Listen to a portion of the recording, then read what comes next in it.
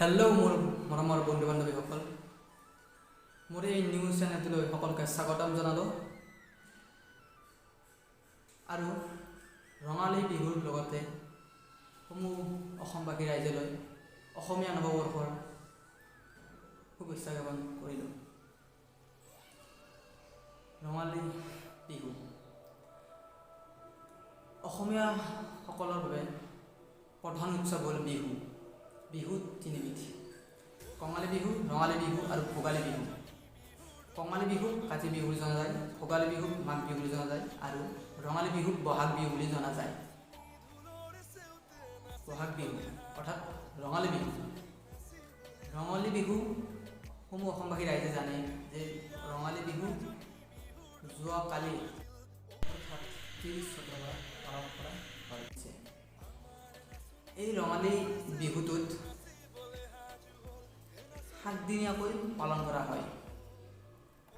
এই প্ৰত্যেক 7 দিনৰ ভিতৰত সৰু অসমবাসী ৰাইজে একোটা নাম দি এই বিহুটোক পালন কৰে। যেনেকৈ যোৱাকালি গৰু বিহু আছিল, আজি বহাগৰ 1 তাৰিখ, আজি মানুহ বিহু। ঠিক তেনেকৈ 7 দিন নিয়মীয়াকৈ এই বিহুটো পালন কৰা হয়। সেই নামকেইটা মই কৈ দিছোঁ, এই নামকেইটা অতি দৰকাৰী। 1 নম্বৰটো হ'ল গৰু বিহু, যিটো যোৱাকালি হৈ গ'ল। গৰুবোৰক ৰাতিপুৱা মাহ হালধিৰে গা ধুই পথাৰলৈ এৰি দিয়া হয় আৰু গধূলি অহাৰ পিছত সিহঁতক নতুন পঘাৰে সিহঁতক বিহান দিয়া হয়। আজি হৈছে আজি হৈছে বহাগৰ 1 তাৰিখ, মানুহ বিহু।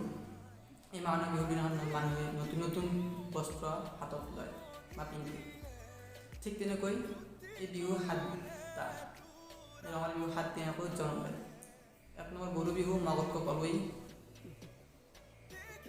2 নম্বৰ হ'ল মানুহ বিহু, আজি।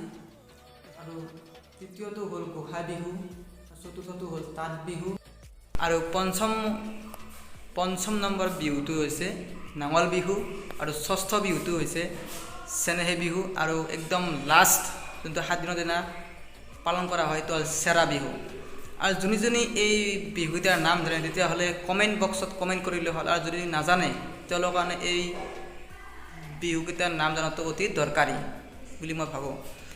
আৰু যদি এই ভিডিঅ'টো চাই ভাল লাগিছে তেতিয়াহ'লে লাইক, কমেণ্ট এণ্ড ছাবস্ক্ৰাইব কৰিবলৈ নাপাহৰিব। ধন্যবাদ।